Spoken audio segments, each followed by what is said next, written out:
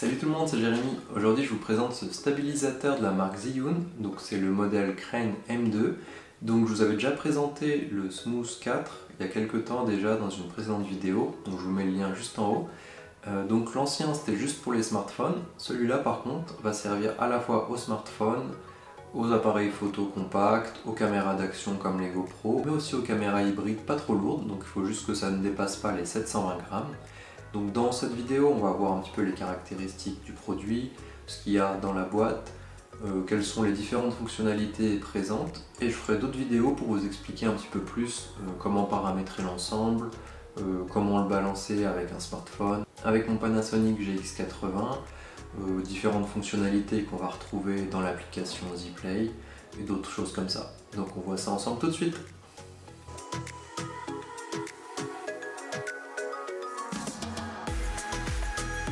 À l'intérieur de la boîte, on a une boîte de rangement et transport, un plateau de fixation pour votre appareil, une dragonne, un câble USB-C, un support pour smartphone et un trépied pour le stabilisateur. Au niveau des caractéristiques, le stabilisateur supporte un poids maximum de 720 grammes. Il fonctionne avec les action cam, les appareils compacts, hybrides, smartphones. Grâce à l'application Zplay, on va pouvoir connecter ces appareils en Wi-Fi avec le gimbal, en tout cas pour la première fois. Ce qui nous permettra de bénéficier de diverses options que l'on va voir dans une autre vidéo. La batterie a une durée d'utilisation d'un maximum de 7 heures et se recharge en 2 heures. Il est aussi possible d'y connecter une power bank pour le charger pendant l'utilisation. La liste des appareils compatibles sera dans la description si vous voulez en savoir plus. Les dimensions du produit sont de 267 cm sur 138 sur 65 pour un poids de 500 grammes. On le trouve facilement sur Amazon pour 289 €. Alors comme on le voit, ce stabilisateur est facile à prendre en main. Les boutons tombent facilement sous la main quand on l'utilise. Le joystick pour bouger l'écran, le bouton pour démarrer la vidéo ou l'arrêter, le bouton permettant de passer entre les différents modes, tout ça est facilement accessible, et la gâchette aussi. Donc si on appuie 2 fois, cela redresse l'appareil directement en position, et si on appuie 3 fois, on passe en mode selfie. Encore 3 fois pour repasser en mode normal. Les boutons menu et zoom in, zoom out sur les côtés sont par contre eux un petit peu plus difficiles à accéder, mais c'est pas des boutons qu'on utilise forcément tout le temps, donc ça pose pas forcément de problème au final. Sur l'appareil, on va aussi retrouver ici un pas de vis format standard qui va vous permettre de venir mettre des accessoires dessus, par exemple une lampe, connecter un micro, quelque chose comme ça.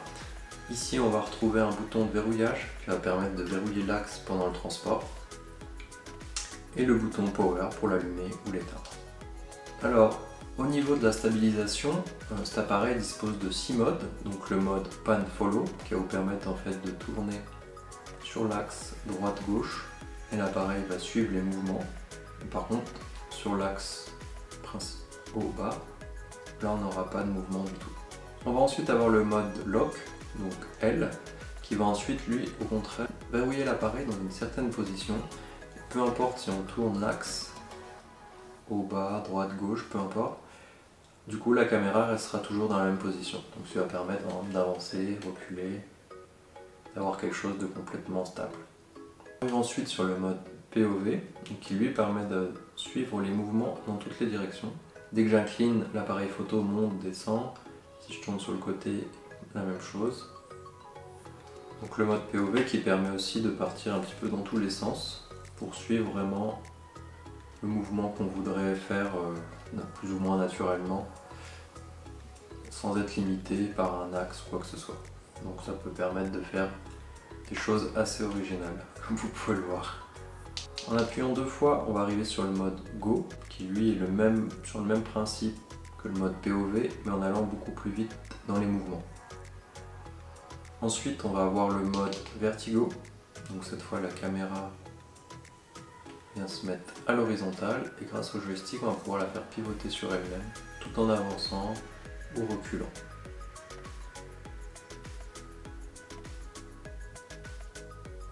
Comme je vous l'ai montré juste avant, en appuyant 3 fois, on passe en mode selfie. Donc qui va vous permettre de vous filmer, comme vous le voyez, tout en étant complètement stabilisé. Alors un autre mode, en restant appuyé sur la gâchette, on passe sur le mode F, qui va vous permettre comme le mode PF Pan Follow, de tourner sur les axes gauche-droite, mais aussi haut, bas, assez lentement. Notez qu'en Pan Follow, on peut aussi très bien venir bouger l'axe du haut en bas en appuyant simplement sur le joystick. Donc pour conclure cette vidéo, c'est un appareil qui m'a vraiment plu. Il est léger, facilement transportable, on peut l'emmener partout, voilà, on le verrouille, on le pose dans son sac, il n'y a aucun problème. Il fonctionne avec différents types d'appareils, donc on n'a pas besoin d'avoir à la fois un stabilisateur pour GoPro, un stabilisateur smartphone, etc. Il fonctionne avec mon GX80, ce qui est vraiment bien. Donc cette vidéo c'était plus pour vous présenter le produit, les différentes fonctionnalités qu'on va retrouver, les différents modes, etc. Suite à ça, je vais vous faire d'autres vidéos à la fois sur comment connecter le Wi-Fi, comment balancer l'ensemble avec un smartphone, avec un GX80, différentes fonctionnalités qu'on va retrouver grâce à l'application Zplay, comme le timelapse, l'hyperlapse, des photos panoramiques, etc. Si ça vous intéresse et que vous ne voulez pas rater les vidéos, n'hésitez pas à vous abonner en cliquant juste en dessous, puis on se voit dans la prochaine vidéo.